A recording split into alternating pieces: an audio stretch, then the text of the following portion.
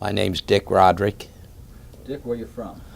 I am from the state of Ohio. I lived in Columbus, Gahanna, till I was 12. Then my dad was the commercial manager of the telephone company. We moved down there when I was 12 in Gal Police, and I've lived here all my life.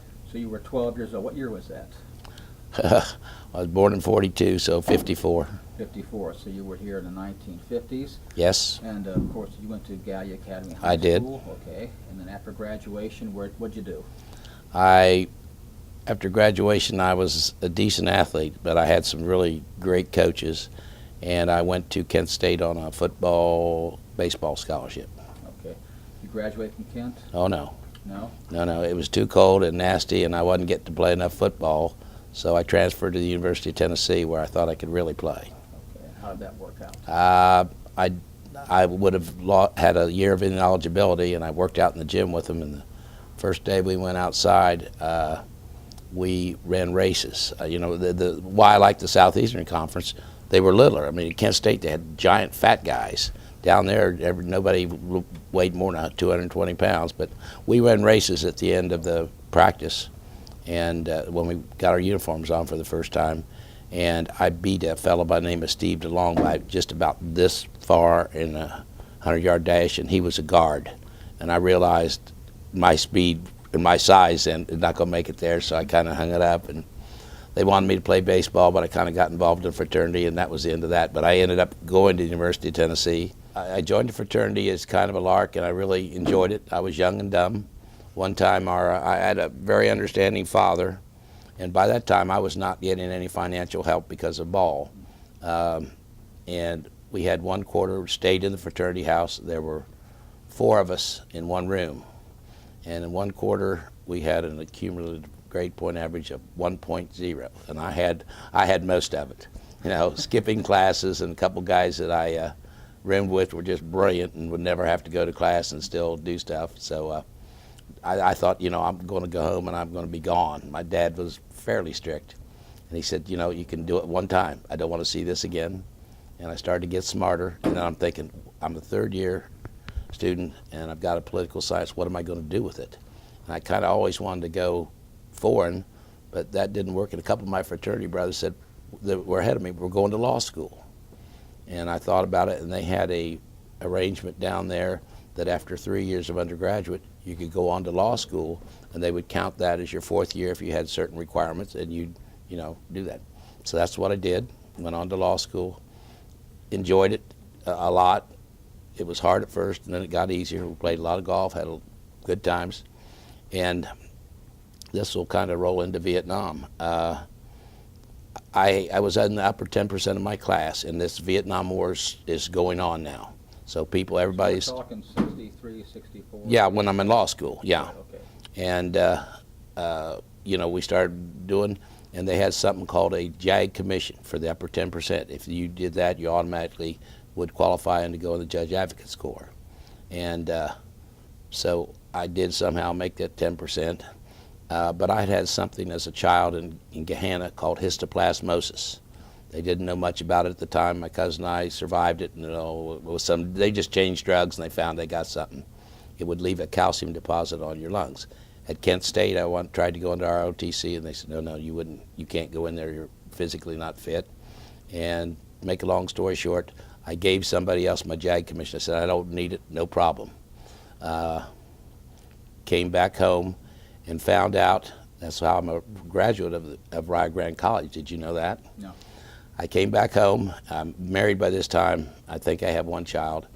And I go to apply to take the Ohio State bar exam. I passed in Tennessee. And I applied to take the Ohio State bar exam. And they said, well, no, I'm afraid there's a problem here. You did not take those 2 math courses. I'd married a math teacher, but I'd, finagle those. Little thing. No big deal. 1 quarter out at Rio Grande, I'm done. No, last year had to be in residence. So thank God for Rio Grande. I took 1 year here. I'm clerking for an attorney in town named John Halliday, and I took whatever they had from 8 to 10:30.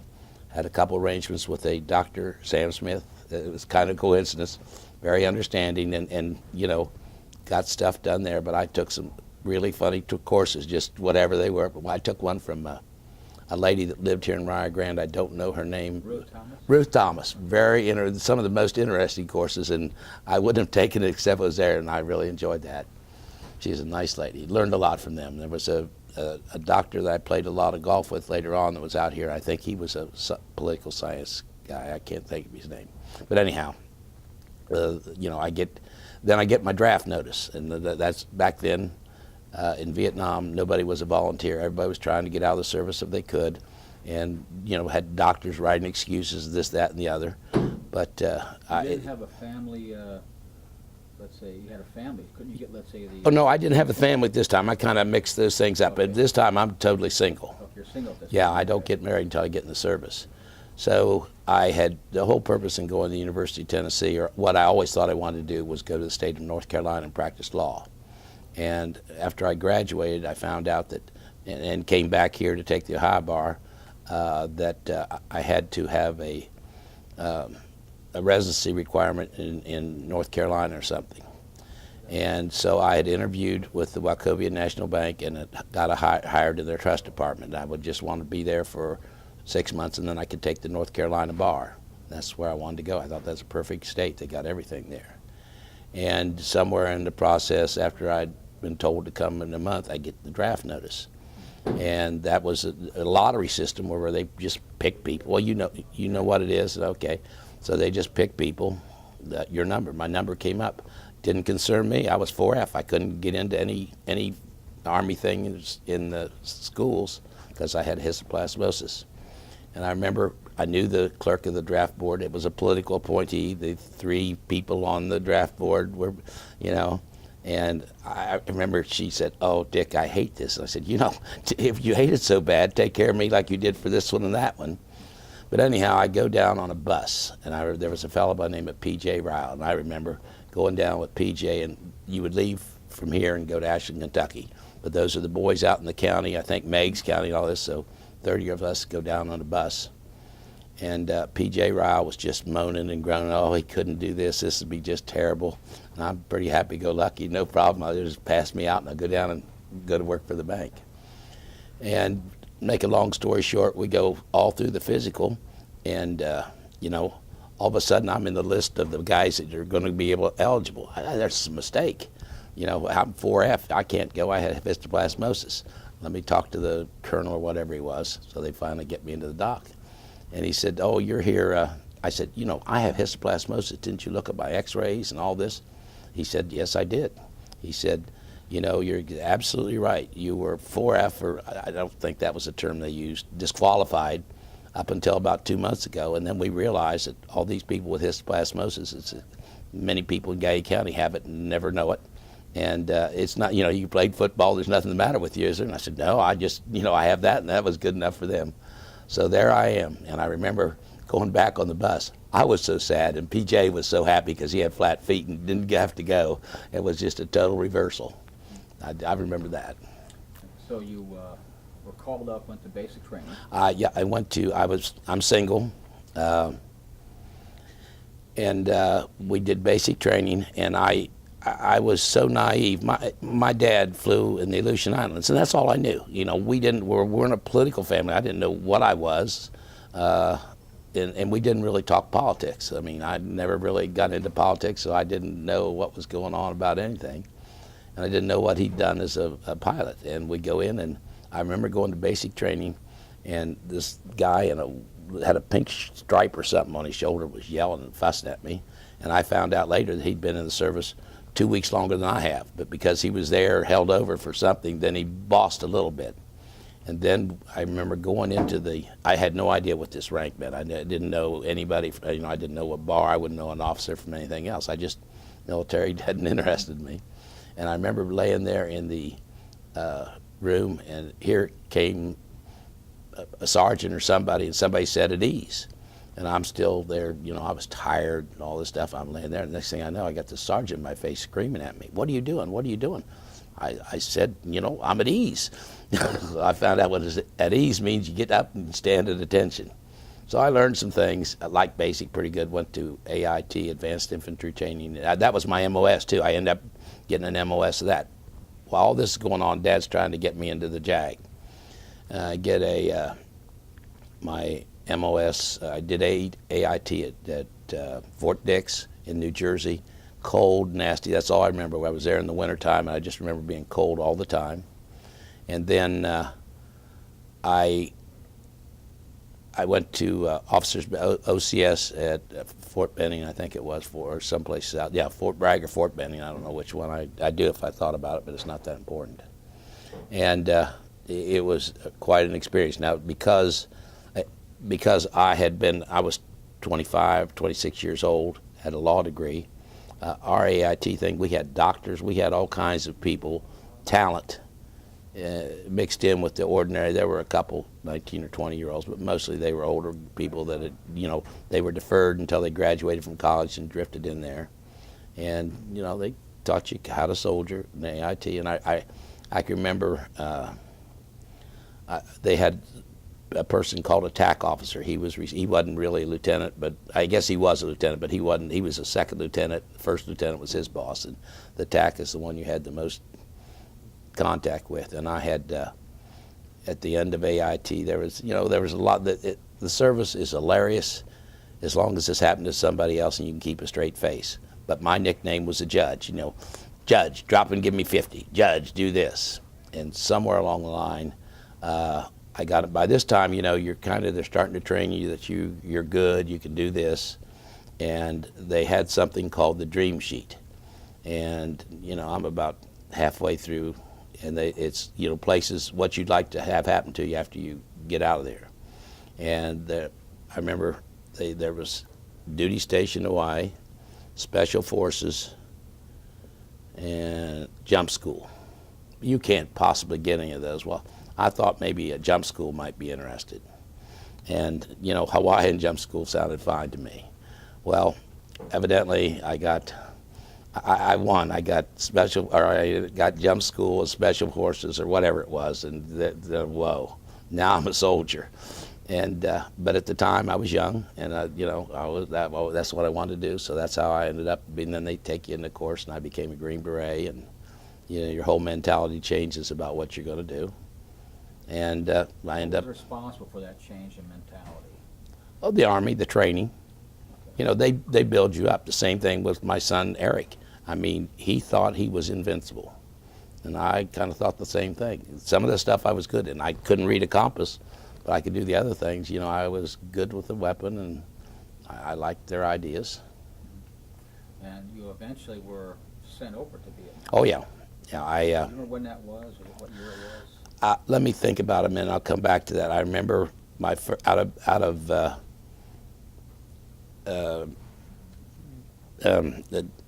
what did I just say I was? What was school? In the jumping school? No, okay. I had to get a good Green Beret, but I graduated from OCS. Okay. I went from there. I want to tell one OCS story, how I not met my wife. My wife and I, she had been here until her sophomore year, and she moved away. When I got into OCS, I finally had some time where I could at least write a letter. And I hadn't seen her in a year or so, and I wrote her a letter. She wrote one back. I was kind of mad about it. We fiddled around with this letter thing, and then we got together in December, and for a couple of days, because she was a family friend. She and my sister were cheerleaders together, and one thing led to another, and I dared her. I dared her. I guess to marry me. I didn't think she would. She accepted. Didn't think I'd go through with it.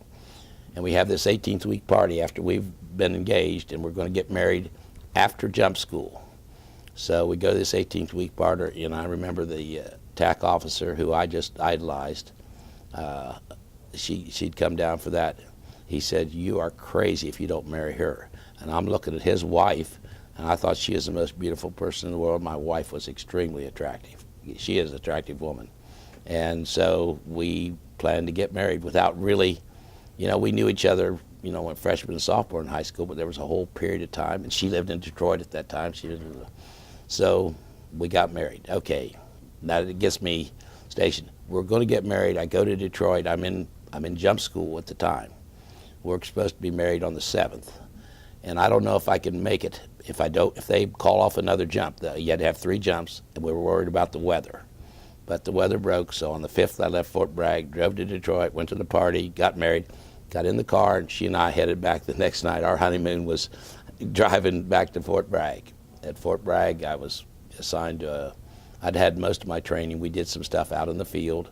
I do remember I went out in the field for 4 weeks at Fort Bragg, and I got this phone call from the Red Cross or whoever, congratulations, you're a dad. You know, I'd been out in the field for four weeks, and of course the guys had a good time with that. You know, you're gone, look what happened. Well, it had to happen 9 months earlier, but I remember that.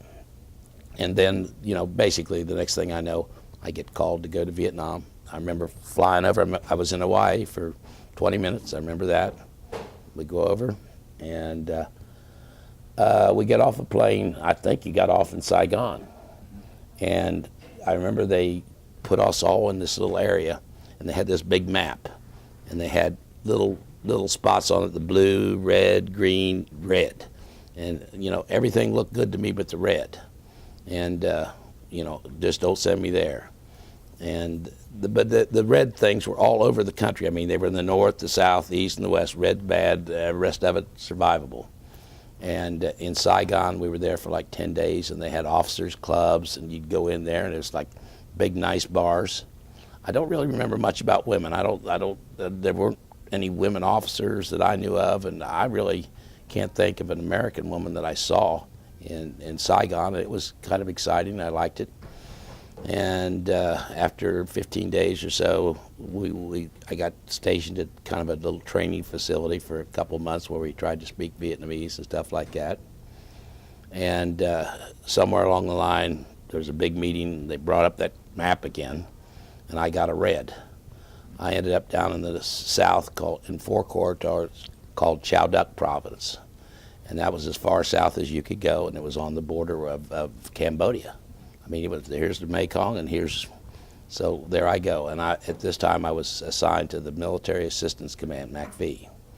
And that basically was, I wasn't with a Green Beret unit like they have for action. I had been trained to work with the populace and all that, so it was me and 7 other guys. No, 2 officers and 7 other guys. I had a medic, and we were out to train the village people and how to fight and all that. And all I remember is going in a little boat up the river Mekong to get within about 50 yards of the border, some little town there, and went to a little area with maybe 100 people there in a little structure, and there were a lot of fighting camps, if you understand what I mean. That's where they lived, but they were just ordinary citizens, some that were warriors.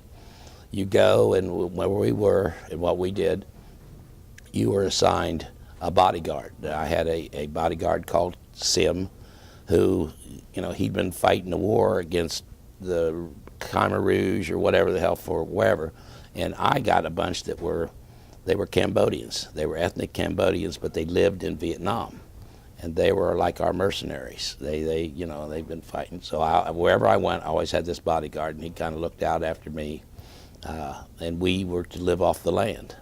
So I went over there weighing 170 pounds. I eventually got wounded, and I was weighing 140. We ate whatever they gave us, and we were so far out in the boonies. And our real job there, I remember, was to show the flag. We would be out there, and we were right in an infiltration route coming off a mountain there, and we'd hope that they'd run into us. Well, our officers thought that was a good idea. I didn't think it was such a good idea. But I don't know. There was a lot of crazy things. So we're there, and all I can remember is every once in a while they would have some Navy SEALs or some guys from Korea, what they call rocks or something. You know, they'd come flying in on a helicopter, and they'd come and they'd stop at our place, and they'd look like, you know, the pirates. You know, they had gear that I'd never seen before, weapons I'd never seen before, and at night they'd go out and snatch a couple village chiefs, and away they'd go. Well, and then of course 2 days later they'd just come whacking at us, and you know, we'd do the best we could.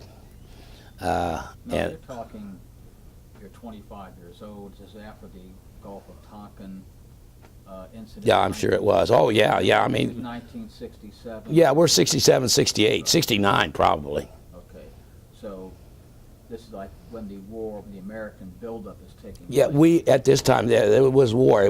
You're right. And I'm part of when it starts going down too, when they start returning. Because your entire stay in Vietnam was how long? 4 months. 4 months only, okay. But it has a profound impact in the rest of your life. No question about it. Okay, because in most cases, the soldiers you meet spend, you know, whether it's a pilot in the Great War, they only spend 4 or 5 months in actual combat. With that, they face a combat fatigue, as the case may be, the being in the action that long. You were in the combat region for 4 months, okay, and you mentioned you were wounded. How were you wounded? Where we were was one of the last free fire zones in the country. I mean, they could shoot you. You saw it. It was an enemy. You saw somebody in a black, you shoot anybody. There were areas that people weren't supposed to go, and if they went there, they got shot. You assumed they were Charlie. And we had trouble with sappers coming in the wire. We got hit a couple times. I mean, it wasn't like every night, but they would always shoot at us a couple times. They were up on the mountain, and we were so small. We didn't have we could call artillery, but we had mortars. Yeah, we had mortars, and if you got a machine gun, you could get it up on the mountain a little bit. But we didn't have anything to hold them off. But we had, if you had your radio, you bring down the world on them. So they really didn't want to mess with you unless they got in real quick, because if you had time, you in 2 minutes you could have everything there you needed. Airstrikes, artillery. Artillery was more than enough, and you just call in your RD and give them your situation. It seemed like 4 or 5 minutes before they could do it, because they already had the coordinates, just boom, boom, boom, and then get guys up or whatever. But the sappers had got in twice. And they'd come through there, and they would be actually inside the compound, inside the wire. You had the area that you designated as it would be booby trapped. There were signs on it. This is a booby trap thing showing to us, don't step in there because it's booby trapped. And I guess it was my own doing. It was my idea that. I saw that the sappers had, as they came in, they would stack their Bangalore torpedoes. They'd go back and get 3 or 4 more, so they had everything once they got inside. So we were only like 30 people, and the people that I were with were the wives and the husbands of the guys that had been fighting the war forever. My bodyguard, I didn't need to read a map. My bodyguard had been fighting that thing so long. If something happened when we were out on a patrol, he'd call in the coordinates, or tell me what they were. He didn't have to look at a map. We had these little, I don't know, they're like shotguns that would shoot things out. And I mean, he could go like this and drop it. Yeah, he could drop them right on. He was the damnedest thing I ever saw. So anyhow, I said, hey, let's do a booby trap inside that doesn't show, just looks like the plain ground. Don't show the booby trap. And then if they come in and they start to stack, they won't expect it, and that'll give us some notice. And it worked out great for our people. But we didn't have an interpreter, and it was a Vietnamese that I just had pidgin stuff, and when you couldn't do anything, so we got an interpreter from Saigon, came down to Vietnamese. And of course he was an interpreter because he'd been a runaway from whatever their units, and it was either interpret or not. Well, he was apparently high on marijuana, and I just assumed since he was an interpreter he could speak English. And I remember I was showing him around the place, walking down the path inside. Now, to the left of me, 20 yards out, looked like booby traps, and then looks like plain grass between there. And I was very fortunate that when we were in camp, I usually walk around in thongs or something like that, and on your feet and maybe shorts. But that day, for some reason, I put on my combat boots, and we went walking, and I was talking to him, and I could see he was excited, and I'm seeing, I never thought he didn't understand me. And all of a sudden, and I had told him, I told him all about, hey, do not step off this path. And, yeah, Tiwi, yeah. So we go, and there we had a mortar or something hanging on the fence. And that fascinated him, and he started out into the mined area. And, I got some big Vietnamese award for saving his life. I wasn't saving his life. I knew if I could get out there far enough, we're dead. And what happened was I grabbed him by the shoulder to pull him back, And when I did, I stepped into the minefield, and probably the littlest thing we had out there, it's called a toe popper. It's a machine gun shell with C4. Went off. I stepped right on it. Well, because I had the steel plate on my boot, most of that, well, blew me up and knocked me out.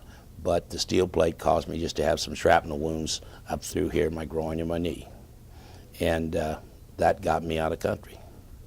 So that sent you back home. Yeah. Okay, in the process of that, you were probably home 1969 then, we're talking about, 68, 69? Yeah, 60, maybe even 70. No, the one thing I found out, they medevac you, you're treated. I was 5 days getting out of country. You would go to one center, and they would, they treat the wound and go on, I guess they're, what they call it in the hospital when they prioritize, triage. They were triaging me. And we got to the last place I was in Vietnam, and they asked me where I wanted to go in the United States. And I'm thinking, this is a trick to get me well, so they'll send me back in there. No time did I think I was getting out of there, because we'd build up. I mean, people had worse wounds than me. 2 months and I'd have been fine. I could have gone back to duty. So I was doing so finally, I guess, Vietnam. But what I wasn't aware of is that's when they started drawing back. If you were hurt, you came, they wanted anybody they could get out of there. So I was fortunate in that. Went back to, had a really good duty the rest of the time at Fort Bragg. Because I'd been wounded, I could pick what I wanted to do, and it was great. Now there is, during that same time, let's say at Rio Grande, for example, we Yeah. have Abby Hoffman making an anti-war speech here on campus. How did you guys feel about the anti-war movement? I didn't think much. I mean, I just didn't think about it. I went to Kent State, and after I left Kent State is when they had the shooting. I remember the unrest on campus. But I'm a country boy, and I just, we came here. Abby Hoffman, I really wasn't that aware of it. I never had anybody spit on me because they knew me. When I came back here, they treated me fine. I mean, I didn't wear my uniform, didn't talk about thank you or something. I had a couple people say thank you for serving us, but I was never treated poorly for it. I didn't think I was supposed to be treated better because I went. I'm a little, there's one judge here and one attorney who are the same age as I am, that when I went into the service, they elected to be school teachers.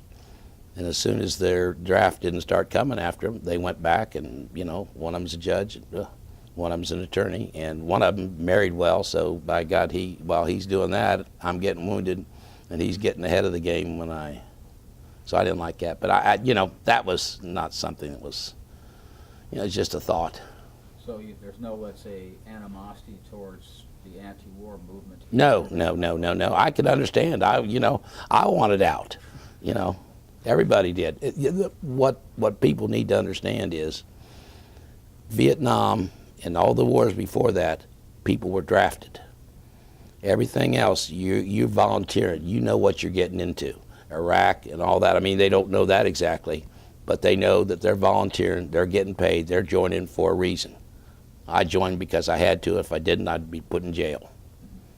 Now, one of the consequences of that war, as it became classified after the Falkland Island War in 82, 83, was development of post-traumatic stress syndrome. Do you have any consequence of that because of your service? I don't, no, I don't think I do. I don't think I ever did. I think it is a huge thing. The people today, it's like, it's all part of what you bought into. When you got in there, you did it. And first of all, I'm sure there were people with post-traumatic. I mean, looking back, I'm sure there was a lot of it, but nobody knew what it was. You're a gold brick, you're a malinger. I personally did not have, I know one thing. I don't know whether you call it post-traumatic stress disorder or not, but after I'd been wounded, I was in bed one night, and my wife she'd been pregnant, so we were not sleeping in the same bed, because I was all still bandaged up. And she bent over to see how I was doing, and I remember grabbing her and holding and throwing her down, just like that. That's my post-traumatic stress. Okay, so you didn't have any long-term effect? No, I didn't. I don't think I had any. Okay. Now, after you came back, you made a transition to have quite a successful life. And some say, some don't. You became a lawyer. Yes. Okay. And afterwards, you became a stellar member of the community. You still are. And What kind of impact did serving in the war have on you? None. None at all? It didn't make you I'm not somebody that, people don't remember Vietnam. I'm a member of all the service organizations, but I don't go to the things. It's just like you've heard a war story that nobody's ever heard today. It's not something that you want to talk about. I'm sure my, little old bitty wound like that's nothing compared to what some of them do, but usually it's like one of the city commissioners, 20 years. That's and he's vitaed, 20 years in the Air Force. Well, the Air Force, I don't know what he did for 20 years in the Air Force, but I guarantee you he probably never went overseas. He doesn't have a CIB, he doesn't have a Bronze Star, and he doesn't have a Purple Heart. I do. And I'll talk to somebody that really knows about it, but 90% of the people that talk about what they did in Vietnam, had great lives over there. There were a lot of people that re-enlisted. Only 10% of the people that end up in Vietnam actually do combat. And I chose to do that, so, I can't fuss. And it wasn't awful. So, because you hear the stories, you hear, let's say, people complaining about, let's say, the anti-war movement, they say, let's say, somehow they were not treated right on their return. In fact, we interviewed someone. Oh, I think they were terribly treated. I'm a country boy. This is a small town. Right. I know what happened. That would have made me an angry person if I came back. And, they were probably, you got to remember, it was the poor people that were getting out in the field. They're trying to do something. This is going to make me, I go over there, the black guys take all that stuff, and then they go in a bar and they get hit and spit on by somebody that, different generations, flower children. If that had happened to me, I don't know what would have happened. I just never thought of it like that, and I never had anybody do anything like that to me. Nobody ever told me, except the only experience I can have about that is when we were getting married. Marty and I, her brother and I, drove to Michigan State from Detroit to pick up a cousin or something named Kathy Powers. Does that ring a bell to you at all? Kathy, well, anyhow, we go to pick her up, and she's not where she's supposed to be, and you don't have cell phones then, and we just luckily found her. Now, that was an hour and a half drive down there, and we're to bring her back. We get her in there between us, and she starts this shit, about the war and this, that, and the other, And Joe, her brother, is driving the car. I just want to choke her. Your mouth, yap, yap, yap, yap, yap, hippie, all this stuff. She got all this. We finally get her out of the car, and we get there, and, I don't ever want to see her again. The irony of that is Catherine Powers was on the FBI's most wanted list for about 20 years. Did a little time over, they robbed a bank. She was one of that group that robbed the bank. That's related to my wife. That's on my wife's side. The Rodericks are all good. But that was really my little whole experience. And yeah, I did want to smack her, but I didn't. Well, good deal. Anything else you'd like to relate to? No, I'd like to. I've said probably more than I did. I really, it's funny. A couple things happened that, in the last month and a half. I'm hopefully going to be an assistant softball coach out here. That's something I wanted to do. I'm in good health, and I had a son who went to West Point, and he died 1 month short of graduating from West Point, and he was either going to be 1 or 2 in his class. And he was a daredevil from the get-go. And he wanted to prove to the other cadets that you could dive off some god-awful bridge in New Jersey. If you dived right, you wouldn't break your arm or you wouldn't break your neck, you'd be fine. And he dove off a bridge and killed himself. And it devastated me. And I remember the funeral. I remember the thing they did at West Point. When I say that, remember, I know it was there. And then the only way that I personally, people grieve in different ways. The only way that I could really get my head about me was just to almost block him out. I mean, literally up until 40 days ago, I had him blocked out of my memory other than, I didn't go up to the graveside only 1 or 2 times. And our family really we've never had a sit down, let's talk about, the children, his brothers and sisters would talk about him a little bit, but I just wanted to blank it out. I didn't want to think about it. I was out in the garage doing something, and I saw a whole pile of stuff, and I was trying to straighten it up, and Marty has all of his stuff out there, all the uniforms and all that sent back, and there was a jacket, and it was a nice jacket that he wore as a cadet, and had a little patch on the shoulder, but it was just comfortable. And I said, I could wear that sometime. And I got that jacket, and then I had it dry cleaned. It came back, and it looked like a soldier. And all of a sudden, I started thinking about him, and the memories I had were so good. He was a remarkable kid, and we fought like cats and dogs. He did not want someone to control him. When I would fuss about, hey, you can't go out at 1 o'clock at night, he would just get furious because, hey, in his mind, he was trained. He wasn't going to do anything I'd be ashamed of, and for me not to do that would be awful. But I've got really smart kids. I got a nurse, 2 teachers, no, 3 teachers now with Eric. So my wife, who is a teacher, must have had an effect on them. They are all smart. My grandkids are fabulous, but there's 3 really smart of the bunch. Eric, who's deceased, is scary smart, and I got 2 grandchildren that are scary smart. And that's the way I describe it. I can't tell you how bright he was. He was going to be a doctor. He was admitted to med school. He was going to go to foreign countries. And the thing that really cinched it for me is Eric's death changed the way the United States military operates.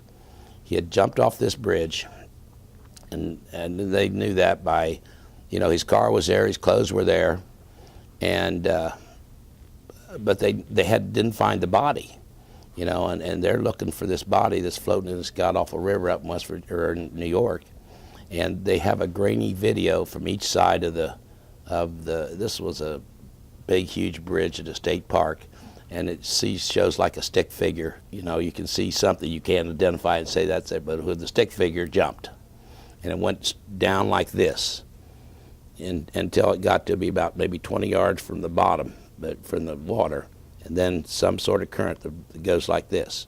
So they never find the body, never find the body, and people are talking, and I'm going crazy, and I tried to drive up there to get it straight. I had no idea when the colonel says, or whoever called me, where's Eric? I said, he's in OCS. Well, he didn't show up for formation yesterday, and we waited 1 day, but he has to be there. And so it surprised me.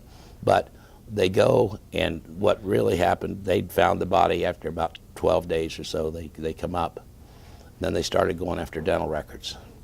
And the ones he'd had them in the military, but they stored them someplace, couldn't find them. And it took them another 12 days where we anguished, is there a body, is he alive or is he dead? And because he spoke Chinese, there was a thought maybe he went under cover and took off someplace for, like a CIA or something. But what happened was, since that time, when you go into the Army, they get your DNA, everybody, and that's because of my son. Now that's the kind of kid he was. Well, it had a dramatic impact on you, and I think. Oh yeah. The fact that I can think about him, it's changed. I'm talking more than I've talked forever, but I feel good. That's quite all right. We want to thank you for your. I've enjoyed it.